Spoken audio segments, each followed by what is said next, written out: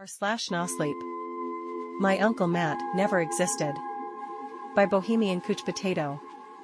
My family and I have been going through a very strange experience over the last couple of months.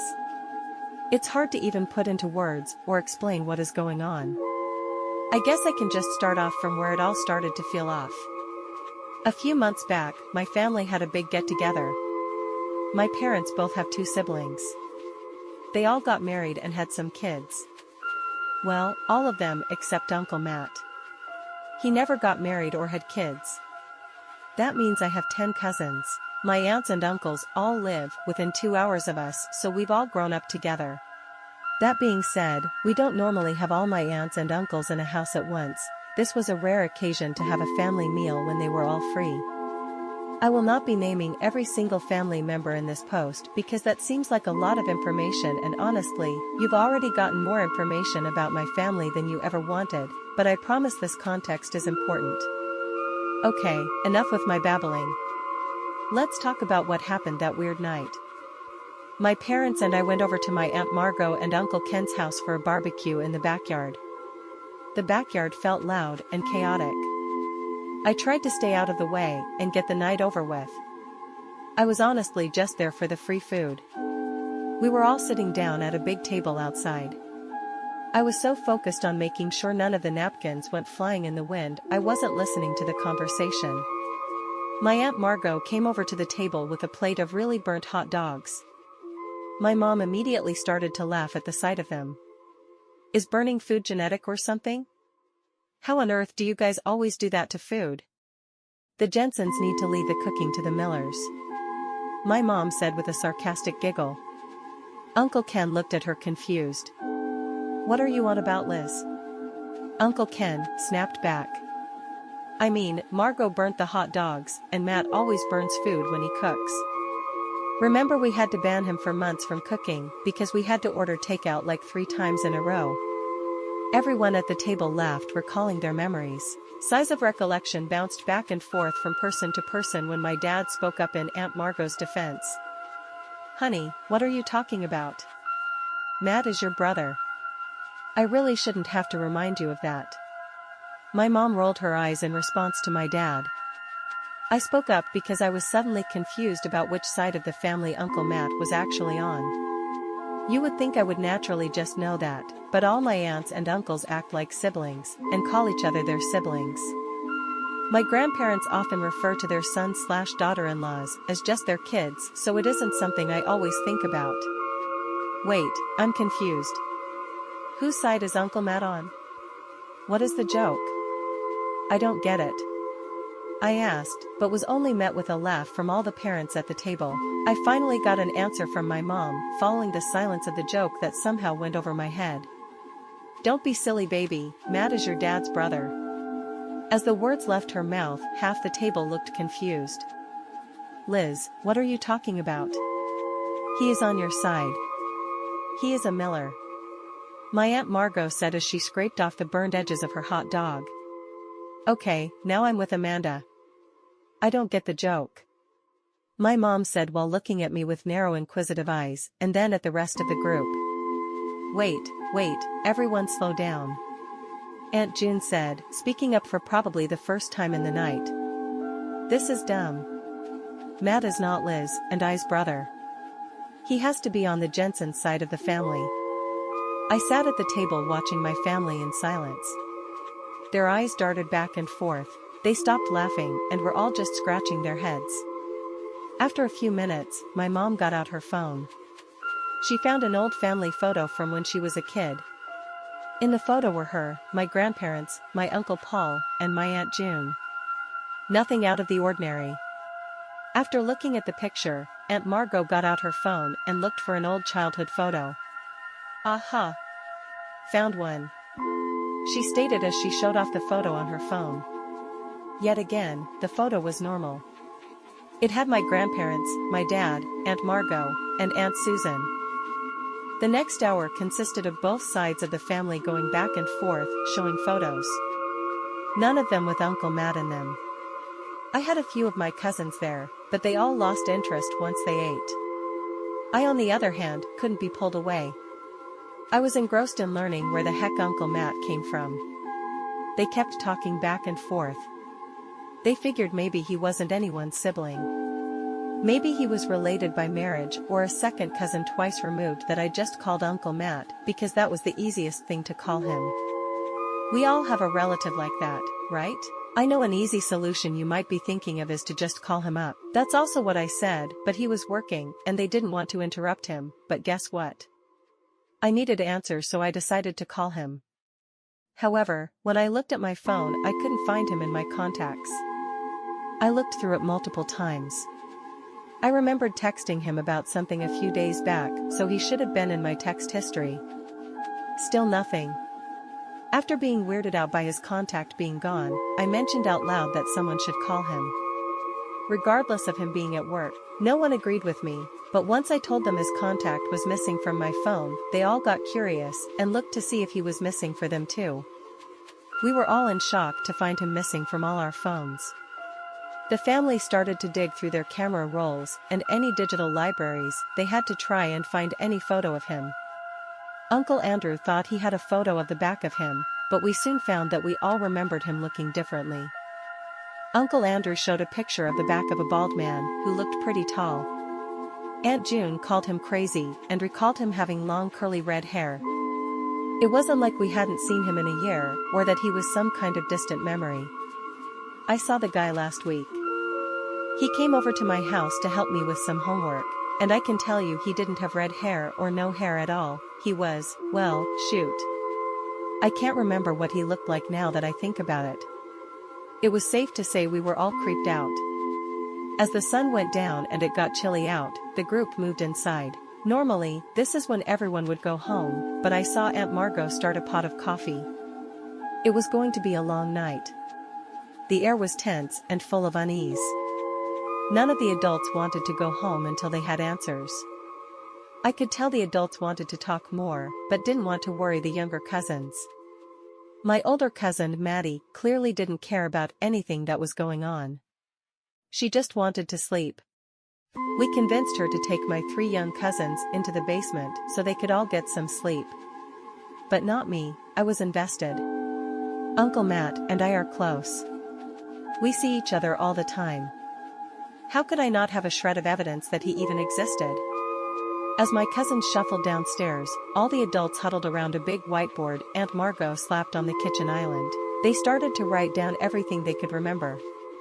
What he looked like, the last time they saw him, memories of him. None of it was coherent. It seemed he was a completely different person in all our memories. Even if it was a memory where multiple people were around.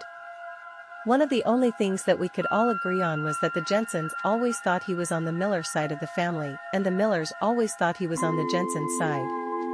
My mom recalled a story of Matt and my dad going to a lake to fish, but the hook got stuck on Matt's hat and went flying. My dad told us he remembered my mom telling him the same exact story many times. Everyone had memories of stories where he was on the other side of the family. Soon everyone was on the phone with a new family member trying to tell them the situation and asking what they thought about everything.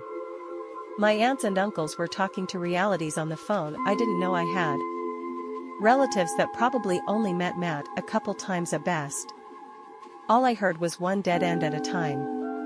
No one knew where he came from or where he went. So the big question was, who was Matt?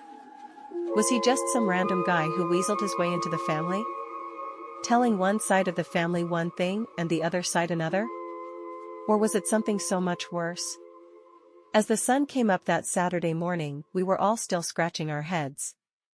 The deeper we got into who Matt was, the more freaked out everyone got. I was honestly surprised they let me stay with them all night long. The more digging everyone did, the farther away we felt. The more rabbit holes we went down, the less real he seemed. We couldn't find any evidence that he ever existed. Some of us searched all over the internet for Matt Jensen, or Matt Miller, and a few of us searched for other last names in the family. Of course, it was kind of hard to know who we were looking for, given we didn't know what he really looked like. After hours of discussion, we compiled a list of attributes that never wavered about Uncle Matt. He was a man, he never had a mustache, he was tall, he was bad at math, and he loved Jim Carrey movies.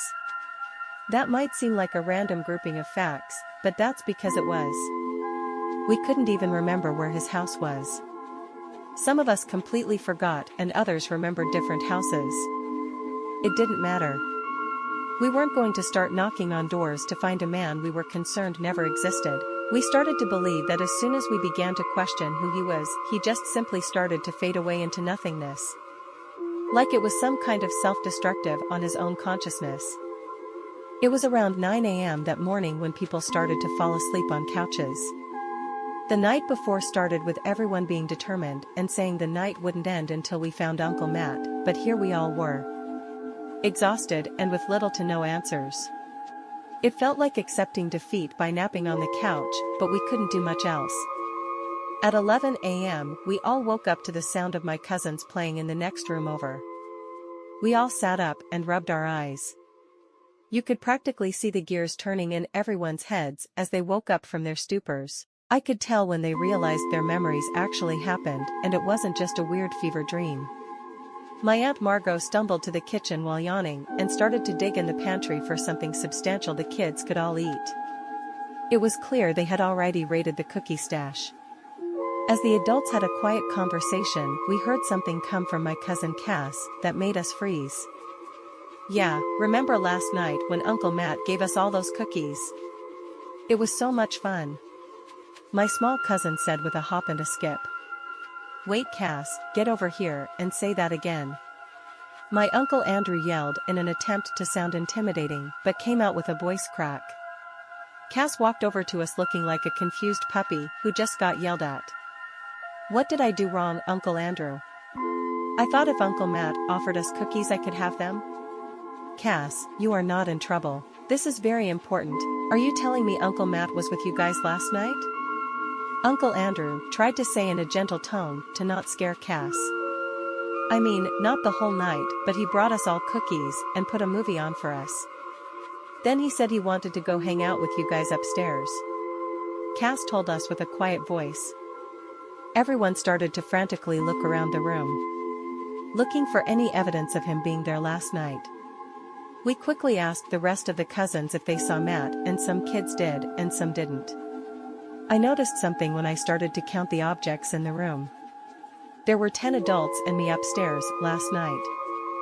So, there should have been 11 people in total, but I saw 12 plates out with the leftover crumbs from our late-night pizza, 12 spots laid out for sleeping in the living room, and 12 mugs or cups of coffee. He was here last night. As I mentioned what I found, my dad said he remembered seeing him last night. He said Matt brought him some water. Uncle Paul said he saw him go to the bathroom but couldn't remember him coming out. They mentioned how it felt like it never actually happened, but he managed to place the memory in them after the fact. How else would they see Uncle Matt right in front of them and not realize what was happening? I had a strange feeling that started to bubble up. I felt uneasy and restless. Wait, something is off here, I said loudly to the room. Everyone line up on the wall, I want to try something. For a second, they all looked at me confused. They normally wouldn't let me boss them around like that, but they were desperate and tired. All the adults lined up against the wall. As I walked by then, I counted out loud. Something strange happened. I counted 12 people including me. None of the kids were lined up. I wasn't counting myself twice. There was an extra person. Uncle Matt wasn't just here last night. He was with us in the room at that moment. Other members of the family even tried to count. We did it over and over again. Even adding one of the kids to the mix, but every single time there was one extra person, but we still couldn't see him? How was he hiding in plain sight? Everyone ended up leaving my Aunt Margot's house that afternoon. We were all still extremely creeped out about the whole thing, but what could we do about it? Not much. It's not like Uncle Matt ever did anything violent. Mostly normal behavior, except for a few memories of him that were kinda weird. One of us remembered seeing him in the kitchen, stacking and unstacking bowls for hours. Another person remembered him once packing for a vacation, but his suitcase only had trash bags in it. And I have a memory of us sitting in front of a fireplace with him reading the instruction manual to a blender for a bedtime story. At least those were the kind of memories we had in the beginning. As the weeks went on, we started to remember things that got more and more concerning. He showed up in our houses in the middle of the night. Or buying us all hammers for Christmas. He once bought hundreds of dollars worth of knives and put them in my dad's car. Once we developed disturbing memories of him, we tried to tell the police. Of course, they couldn't find any evidence of his existence, so they couldn't help us. It didn't help our case that we couldn't even give them a last name. How on earth are they supposed to find a guy based on his name being Matt and no physical features? So who is Uncle Matt? I can say with 100% certainty, I have no clue. Is he a man? Is he an entity? Is he a figment of our imaginations? Or is he nothing at all? I don't know. And that's the worst part of all, he seems to always be around at family dinners. Most of the time I count the number of people I end up with an extra person. He feels like a virus. Always implanting a memory of himself being around, but in the moment I never see him. It seems to be a family joke at this point. Always leaving out an extra plate for him or something. In my opinion, no one is taking this situation seriously. I know he hasn't hurt anyone, but why should we wait for something to happen? I swear I can feel it when he shows up. The hairs on the back of my neck stand up. My family has given up on trying to figure out who or what Uncle Matt is. But I haven't. It feels like they have all just forgotten the disturbing memories of him. I swear the deeper I dig to find him, the worse the memories get. Like he is rotting and festering in my memories, right before my eyes. I'm starting to think it's his attempt to stop me from looking for him. The fact that he is punishing me for looking for him makes my concern grow more and more. Why is he suddenly running now that I am onto him? Why is he so afraid of me finding him? And what will happen once I do find him? I will find you, Uncle Matt. I will find out what you are.